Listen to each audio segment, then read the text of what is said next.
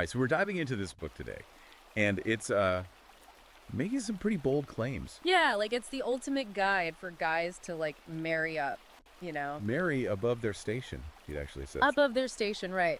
So we're going to break down like what it says about dating these days, pulling from evolution and social dynamics and even economics. Yeah, it brings in all these different angles. It does. It really tries to paint this whole picture of dating like it's some kind of complex game. Almost like a jungle, right? Yeah, exactly, like a jungle with its own rules and like who has the power.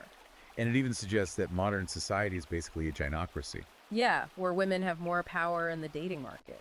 Interesting. It is. So it dives into these trends that we're seeing, like ghosting and benching and breadcrumbing. Oh, yeah, all that stuff. You were telling me about being benched one time, remember? Oh, don't remind me. But the book actually references an article from The Atlantic that talks about how all this can mess with people's heads, making them feel rejected and inadequate. Yeah, no kidding. And then it brings in some research from BMC Psychology, suggesting that the whole swiping culture on dating apps might be making it harder to really connect with people. Yeah, because you're just like focusing on looks. Right, prioritizing looks over personality. Exactly. Now, there's this whole section on pornography, Oh, okay. and it cites a Kinsey Institute survey that found that a pretty high percentage of both men and women watch porn regularly. Interesting. The book kind of suggests that this could be feeding into unrealistic expectations and maybe even leading to dysfunction in relationships. What do you think about that? I mean, it definitely raises some questions about how porn is impacting how we see intimacy in relationships. Yeah, in this digital age, right? Yeah, in this digital age. Where everything's so accessible. It's a complex issue. It is, for sure. So the book then jumps into this whole evolutionary biology angle, Okay. leaning heavily on Darwin's concept of sexual selection. Survival of the fittest kind of thing. Well, yeah, it's arguing that men and women evolved different mating strategies because of survival instincts. Makes sense. It does. I mean, if you think about it, it makes sense. It says that attraction is not just about looks. Right, there's more to it. It's about those cues that signal genetic fitness and the ability to provide and protect.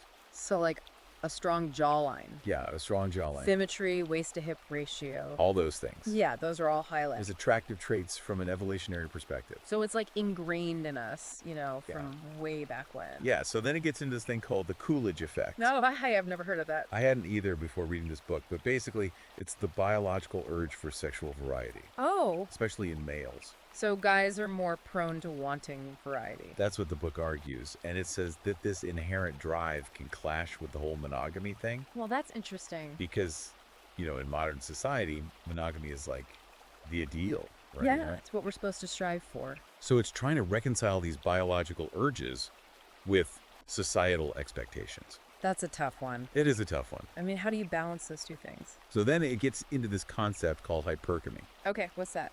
Buckle up, because this is where it gets interesting. All right, I'm ready. It claims that women are wired to seek out partners of higher social status. Higher social status. Yeah, whether that's for resources or protection or just social standing. So it's saying women are naturally attracted to men who are like more successful or powerful. Basically, yeah. And it even uses this economic analogy comparing dating to a marketplace Oh, okay. where high value men are in high demand but in short supply. Like a rare commodity. Exactly. So according to the book, men need to understand this dynamic of hypergamy if they want to succeed in the dating game. Makes sense. I mean, if that's how it works, you got to know the rules of the game, right? Right. And it argues that by recognizing and adapting to this inherent female behavior, men can increase their chances of finding a partner. So it's not about fighting against it, it's about understanding it. Yeah, that's the idea. Interesting. And it goes on to say that this preference for higher status men is actually rooted in our evolutionary past. Makes sense. Back then, women needed a partner who could protect them and provide for their kids. Exactly. Ensure the survival of their offspring. Right. It was all about survival. So the book is basically trying to connect our biological impulses with our social behaviors. Especially in the context of dating and relationships. Exactly. That's really fascinating. Then it takes this concept of hierarchy and applies it to social dynamics, Okay, I'm following. saying that just like in the animal kingdom, human relationships are also governed by these power structures. So there's always like a pecking order. That's what it's suggesting, yeah. Interesting. And it even goes so far as to say that men should strive for leadership positions to increase their attractiveness. So it's not just about money, it's about being a leader. Exactly, about being competent and having influence. Makes sense. I mean, people are naturally drawn to leaders. And it ties this back to the importance of building a strong social network of male friends. Like a brotherhood. Yeah, it uses that term brotherhood. Because guys need to support each other. It argues that this is essential for both personal growth and romantic prospects. Yeah, having a strong support system is important. Absolutely. So are we getting to the controversial stuff now? I think we're about to, yeah. Okay, hit me with it. So the book straight up criticizes the push for gender equality. Whoa, okay. It argues that it's led to a lack of respect for men's strengths and the unique challenges they face. Interesting. So it's pushing back against that narrative? It is. And it even goes on to say that men are stuck in this double bind where they're expected to be the traditional provider, but also emotionally available. And that's a tough balance. It argues that it is, yeah. I can see how that would be difficult. And then it critiques the feminist narrative. Okay, how so? It suggests that it's created a division between the sexes and painted men as predators, making it harder to form meaningful connections. So it's saying feminism has actually made things harder for men in some ways. That's the argument, yeah. And it even suggests that men are often shamed for not being vulnerable enough. But then when they do open up, they're seen as weak. Exactly. It's like they can't win. It's a tough spot to be in. It is. Yeah. And the book seems to be speaking to a certain segment of men who feel misunderstood in the current social and cultural climate. I can see that. So then it delves into this whole philosophy of stoicism. Okay, interesting shift. It advocates for men to adopt its principles of emotional control and resilience. So, like, being more stoic in the face of rejection or disagreements. Exactly. Not letting your emotions get the best of you. That's a valuable skill for sure. It is. And it encourages men to build inner strength through things like meditation, journaling, and setting personal challenges. So it's about self-improvement. Yeah, about becoming the best version of yourself. Yeah. And it even links stoicism back to nature, suggesting that accepting traditional gender roles is in line with the natural order of things. So it's tying it back to that evolutionary perspective. Exactly. It's all connected. This book really covers a lot of ground. It does. And we're just getting started. All right, let's keep going. I want to hear more about this dating advice it's got. Okay, let's get into it. It also tells guys not to, like, try too hard to impress women. So no more bending over backwards. Yeah, basically, like, high-value women are going to be into guys who are already self-assured, Got it. not looking for validation. So how should men talk to women, according to this book? Well, it says you got to master both, like, what you say and how you say it. Okay, so body language and all that. Exactly, like strong eye contact. Mirroring. Yeah, mirroring her body language, even like casual touches to see how comfortable she is. So reading those subtle signals. Yeah, it's all about those subtle signals. Got it. But it also says being a good listener is super important. Okay, that makes sense.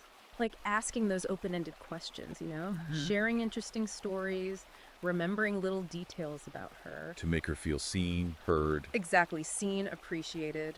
What about being upfront about your intentions? Oh yeah, no more beating around the bush. The book is all about honesty and directness. Even when you're telling her you're interested. Especially then, it says that's like the best way to avoid misunderstandings.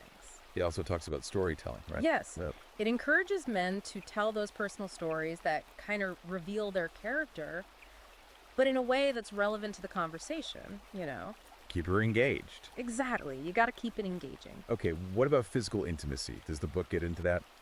It does, but it stresses that it should be gradual and consensual, starting with light touches, paying attention to her body language. Respecting your boundaries. Absolutely. Respecting her boundaries at all times. So reading the signs, not rushing things. Exactly. It's about building that trust. Making her feel comfortable. Yeah, comfortable and empowered. The book seems to really emphasize confidence. It does, and it even ties it back to having a strong purpose in life. So it's not just about swagger, it's about knowing who you are, what you want. Yeah, pursuing your goals with passion, that kind of thing. And high-value women are drawn to that. They are. The book says they can spot a guy with purpose a mile away. So how do you cultivate that kind of confidence, according to the book? It's about personal development on all levels. Fitness is a big one. So hitting the gym is about more than just looking good. Yeah, it's about feeling good, about having discipline, and it shows you care about yourself. Signals good genes too, right? That's what it says. And it talks about the benefits of exercise, how it improves your mood, reduces stress. Makes you more adventurous even. Yeah, open to new experiences. Exactly. And it also suggests joining fitness groups. Not just for the workout buddies, No, for the social aspect too, building that network. which ties back to that whole brotherhood thing. Yeah, surrounding yourself with like-minded people. Okay, so the book doesn't just focus on dating, it gets into marriage too. It does, and it gets pretty real about it. Yeah, it's not all hearts and flowers, No, it emphasizes that marriage is a legal agreement. with serious implications. Exactly, like you gotta be prepared. It even suggests considering a prenup. Which can be, a touchy subject. For sure. But the book says it's not about planning for divorce. It's about being realistic. Yeah, about protecting yourself. What about in-laws? Oh, it talks about those too. Because that could be a whole other minefield. Right. The book stresses how important it is to manage those relationships, setting boundaries. Putting your partner first. Yeah, putting your partner and your little family above all else. It even uses that movie Meet the Parents as an example of how things can go wrong. Oh, yeah, that's a classic. Hilariously wrong. It is, but it's a good reminder to be respectful, but also have those healthy boundaries. The book then circles back to its critique of cultural influences. Okay, what does it say this time? Well, it argues that the whole concept of toxic masculinity is a harmful stereotype. That unfairly shames men. Exactly. And it criticizes the pressure on men to be vulnerable. Because it can be seen as weakness. Yeah, it's like they're damned if they do, damned if they don't. It's a tough spot to be in, for sure. So let's move on to kids. Okay, what's the book's take on that? It acknowledges that having kids has a massive impact. On careers, lifestyle, your whole relationship. Everything changes. Yeah, it encourages couples to really talk about whether they want kids. And to be honest about their expectations. Yeah, because it's a huge decision. And it even acknowledges the growing trend of couples choosing to be child-free. It does. That's cool. Yeah, it presents it as a valid choice. Because it is. It's your life. And it emphasizes the importance of finding a partner who's on the same page. Absolutely. You got to be aligned on that. The book also talks about deal breakers. Those non-negotiables. Exactly, the things you just can't compromise on. It says you should figure those out early on. To avoid resentment later. Yeah, no one wants to be stuck in a relationship where their needs aren't being met. And then there's money, another big one. Always a big one. The book stresses financial stability and open communication about finances. So no more secrets about spending. It advocates for setting financial goals together, creating a budget. Being transparent. Exactly. It even suggests having regular money dates. Money dates. Yeah, to talk about finances. That's a good idea. I like that. It can prevent a lot of arguments. For sure. It also encourages men to think about the financial side of having kids. Buying a house, retirement, all that. Yeah, all the big stuff. It's about being responsible, planning for the future. And making sure you're both financially secure. That's important. It is. So are we about to get into the dark side of relationships now? Yeah, things take a bit of a darker turn. Okay, I'm ready for it. The book explores the potential for things to go wrong. What kind of things? It talks about gaslighting, emotional manipulation, infidelity, even abuse. Whoa, that's heavy stuff. It is, but it's important to be aware of these things. Absolutely, knowledge is power. It encourages men to recognize the red flags. To know when to walk away. Exactly, and to set clear boundaries. And to get help if you need it. Yeah, the book stresses the importance of seeking professional help if you're in a toxic or abusive relationship. It can be hard to see things clearly when you're in the middle of it. It's true, and the book even talks about the psychological impact of these negative experiences. So it's not just about the physical stuff, it's about the emotional damage too. Right. It's a reminder that relationships can be amazing, but they can also be really challenging. And that seeking support is a sign of strength, not weakness. Exactly. So it's interesting how the book goes from all that to talking about technology. Yeah, it's like it brings us back to the modern world. It acknowledges that technology has completely changed dating, for better or worse. Yeah, there are definitely two sides to that coin. For sure. It talks about dating apps. Which, they're convenient. Super convenient. But the book points out how they can lead to these really superficial connections. And a focus on instant gratification. Yeah, the Tinder effect, it calls it. I've heard that term before. It's like you're just swiping through people based on looks. Right, and it can make it harder to form those deeper connections. The kind we really crave, yeah. It also warns about the dangers of online dating, like catfishing and scams. Yeah, and even cyber stalking. It can get pretty scary. It can. You gotta be careful out there. Then it gets into the whole digital intimacy thing, like sexting and sharing nudes. That's a whole other can of worms. It acknowledges the excitement, but also the risks. Yeah, things can get out of hand pretty quickly. And it encourages being open with your partner about boundaries and expectations. Communication is key, always. The book also touches on open relationships Yeah. and polyamory. Oh, interesting. It presents them as alternative relationship models that are becoming more accepted, Which they are, but it also highlights the challenges. like jealousy and insecurity. And the need for really clear communication and boundaries. Yeah, you got to be on the same page. If you're going to make that kind of arrangement work, And then it talks about cross-cultural relationships. which are becoming more and more common these days. It emphasizes the importance of understanding and respecting those cultural differences. Yeah, and being willing to compromise. It even talks about how globalization has impacted divorce rates. Oh, really? How so? It suggests that as countries become more interconnected, traditional values and relationship structures can be challenged. Leading to more divorces. That's the idea. It's an interesting perspective. So we've covered a lot, but the book really circles back to communication As being the most important thing. for any successful relationship. Yeah, it stresses clear, honest communication, using I statements, Yeah. listening to each other, And avoiding those negative communication patterns. like blaming and criticizing. Yeah, or shutting down emotionally, It's about creating that safe space for open dialogue. where both partners feel heard and respected. And it emphasizes the importance of understanding your partner's communication style. Because we don't all express ourselves in the same way. Right. And it encourages men to pay attention to nonverbal cues, too. Because actions speak louder than words sometimes. Exactly. Then there's this whole section on emotional intelligence. Okay, that's a big one. The book sees it as crucial for healthy relationships. It's not just about understanding your own emotions, right? No, it's about recognizing and responding to your partner's feelings with empathy. So being able to put yourself in their shoes. Exactly. And it encourages men to develop this skill by practicing active listening, Validating their partner's emotions. being aware of their own emotional triggers. Oh, good stuff. It even gives some practical tips, like using phrases like, I see you're upset, Even if you don't agree with them, it's about acknowledging their feelings, validating their experience. which can build trust and intimacy. Then the book gets into this really cool concept of love languages. Oh, I love that concept. It explains how people express and experience love in different ways. The 5 love languages, right? Exactly. Words of affirmation, quality time, physical touch, acts of service, receiving gifts.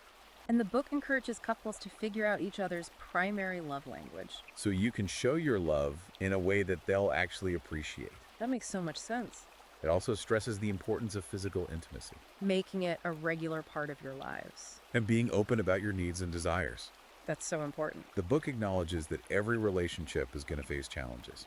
It's inevitable. It talks about the importance of resilience. Bouncing back from those tough times It encourages couples to see challenges as opportunities for growth, and to develop healthy ways of resolving conflict. like staying calm, listening to each other, finding a compromise. It's about working together as a team. And it recommends seeking professional help if you're struggling. Sometimes you need that outside perspective So there you have it. We've unpacked a lot of this book's advice. on dating, relationships, personal growth, It definitely presents a unique perspective, sometimes controversial.